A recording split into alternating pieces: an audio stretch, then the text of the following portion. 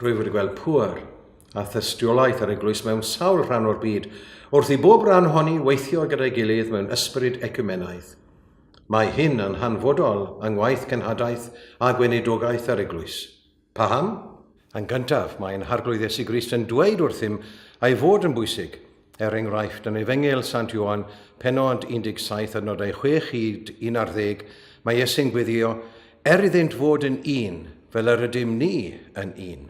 Yn ail, mae hanes yr eglwys yn dangos pa mor newidiol a gall diffyg cydweithrediad fod. Ac yn drydydd, mae'n dod at ein gilydd i weithio ar y cryd fel eglwysi ecumenyddol yn rhoi grym i crenadwri. Mae gwaith ecumenaidd yn digwydd mewn llawer o leoedd yng Nghymru, ond diben y ffilm hon yw tynnu sylw at y rhai enghreifftiau o fentrau ecumenaidd lleol sy'n digwydd yn gyson mewn nifer o leoedd ledled Cymru, a dyma beth yw gwaith ecumenaidd. Mae'r prosiectau yn y ffilm yn ddangos enghreifftiau o'r hyn a gellir ei gyflawni, a gobeithio efallai y byddant yn rhoi syniadau i chi gael ei defnyddio a'i haddasu yn eich cymuned eich hun. Mae rhai o'r prosiectau hyn yn digwydd mewn wenedigaethau lleol neu mewn ardaloedd cenhadaeth. Maent yn pwysleisio'r ffaith a gall llawer mwy ddigwydd drwy gydweithio mewn ardaloedd lleol eang. Byddai rhai prosiectau heb ddigwydd os nad oedd yr eglwysi wedi dod at ei gilydd i ymateb i'r angel a ddarganfuwyd. Dyma elfen hanfodol o weledigaeth yr eglwys yng Nghymru, golwg 2020. Mwynhewch y ffilm.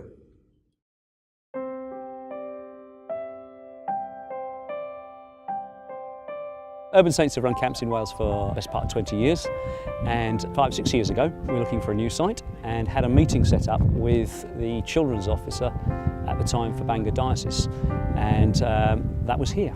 During the course of the meeting she said, let me show you around, and as she was showing us around she said, this would be a good place for a camp, and so we've camped here ever since.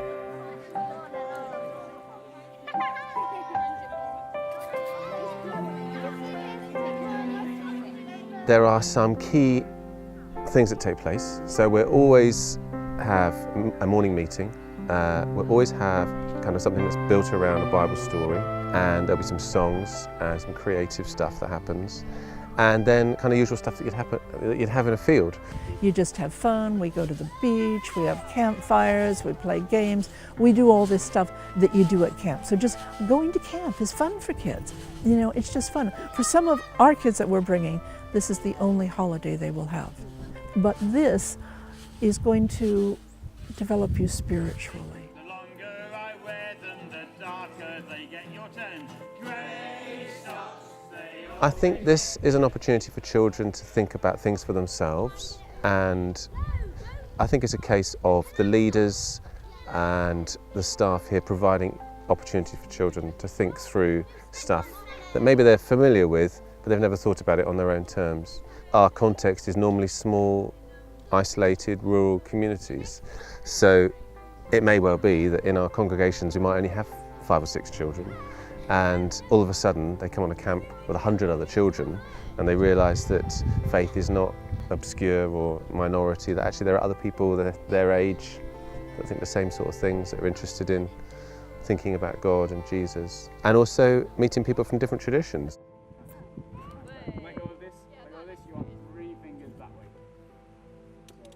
I would say Wales is significantly different from working in many parts of England, in as much as there is much more sense of let's do stuff together across the churches, both of within denominations, but also particularly across denominations. And I personally believe that that's a really important thing. I think that many people outside the church have this perception of the church as a church divided, a church that disagrees on almost everything. And actually, when it comes to the basics of what we believe, we agree on a whole load of stuff. Well, I think God always intended us to work as one. I think as a Christian family that God never intended us to say, well, I kind of don't think the same way that you think, so we should do things differently and you should do that. I think that God intended us to be as a community and to see past our differences to get on. So I think the fact that we can have all sorts of different church groups here is brilliant and something that God intended.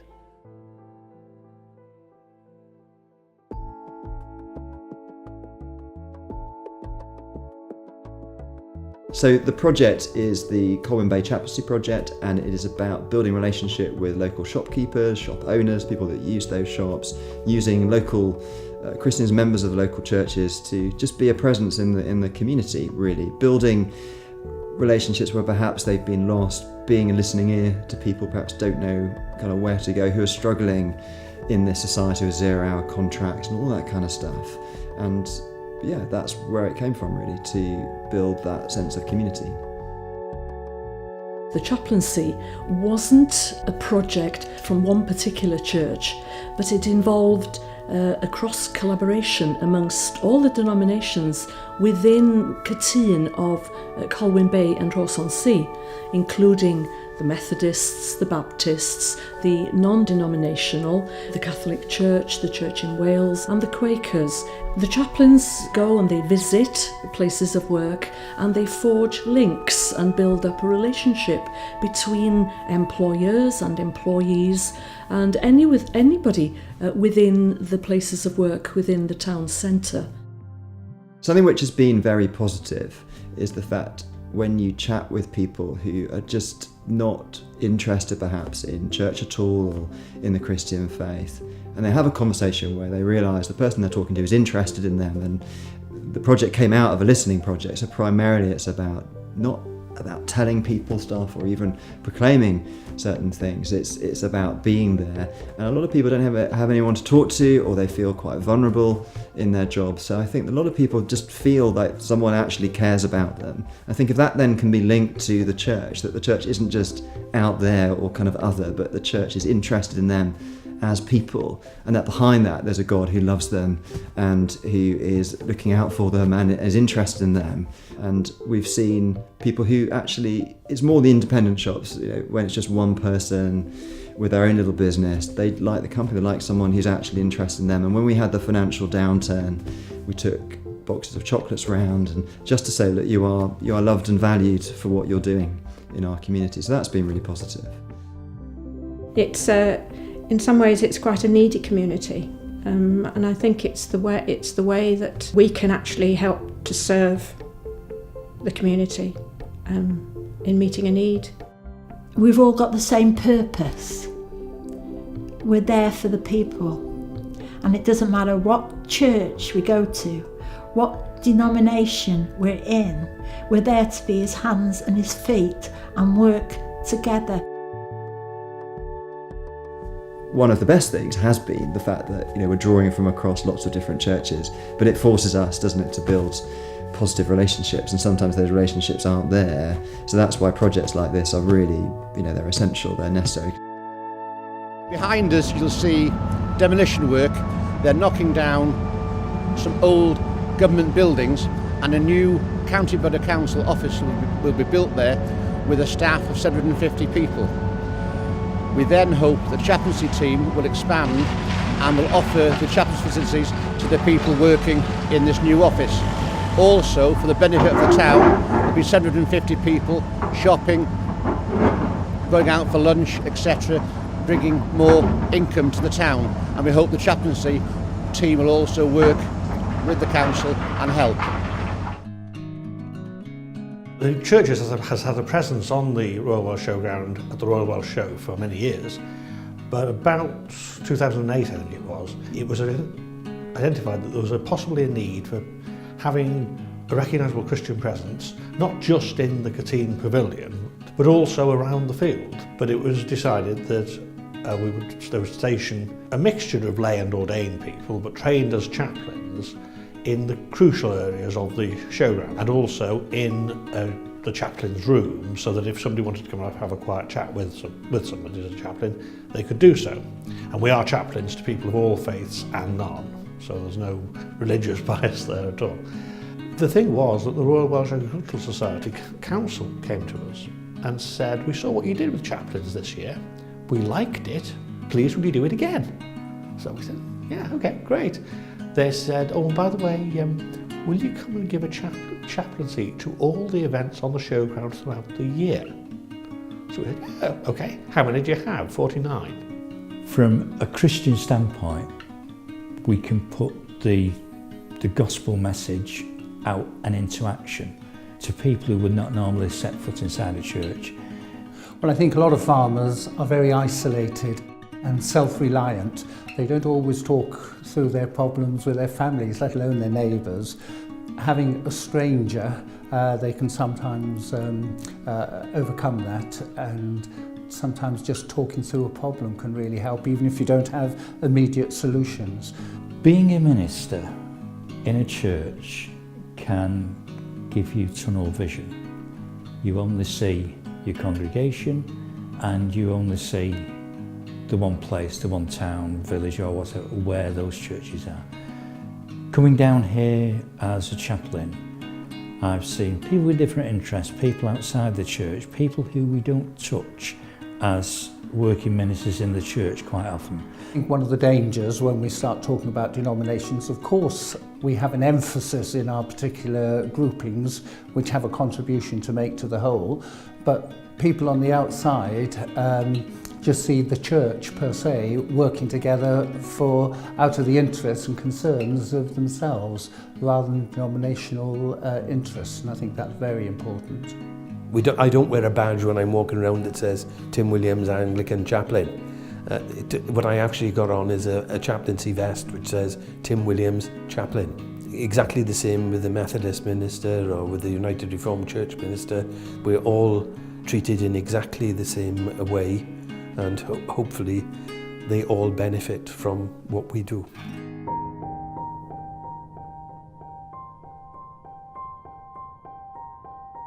Carmarthen Nightlight is a street support project similar to Street Pastors. We have a team of 3 on the streets of Carmarthen every Saturday night from about 11 p.m. to 2:30, 3 a.m, sometimes even as late as 4 or 4:30. And we distribute flip-flops to girls who have maybe worn very high heels and are struggling. We carry water for people who might be very intoxicated, and we carry a first aid kit so that if we're required for any first aid. We also have a prayer team at the base supporting the street team. It began with an approach from the police to the Salvation Army, and they've been very grateful for the support of Street Pastors and other organisations elsewhere, and they asked the Salvation Army if they would set up a similar group in Carmarthen. I have really enjoyed working with the other churches. Interesting to see how when we pray and how they pray very differently, how they see ministry and how they see how we should evangelise. When we all come together from those different backgrounds into Nightlights, there is no difference between us. It's about God's love and God's love for people. Because obviously when we go out on Nightlights, we're not just doing Nightlights, we're chatting to each other about what's going on within our church services, our church family and communities. I think the main thing to say is if we weren't working ecumenically, it wouldn't happen, because there's no church that's big enough in Carmarthen to maintain a project of this size. It's not that big, but we've been out every single Saturday night since we started. We've never ever missed one, and we do need people working together for that. We've just been accepted. Very little abuse has ever come my way, if anything. I think really people can't understand that you're doing it for nothing, and then when you try and explain why you're doing it for the church, in their drunken state sometimes they're trying to work out this doesn't make sense. We don't really preach to them, but we just say, look, we're here because we care, and it's something we want to give back. It's a very tangible outcome that we are sending a team out every Saturday night onto the streets to help the folks in a very unconditional way. It's not conditional on sobriety or anything else. We help them, whoever they are, as long as they need help, and I think that's powerful. We have at the moment 17 volunteers from 10 different churches and chapels in the Carmarthen area, including the evangelical churches, the Wesley Methodist Church, Roman Catholic Church, and the Welsh chapels. We would like to be able to go out 2 nights on Friday nights and Saturday nights, but unfortunately we don't have enough volunteers.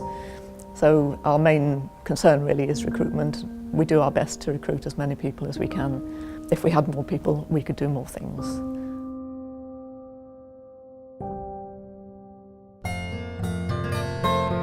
Christmas the Story is a very short performance of the Christmas story.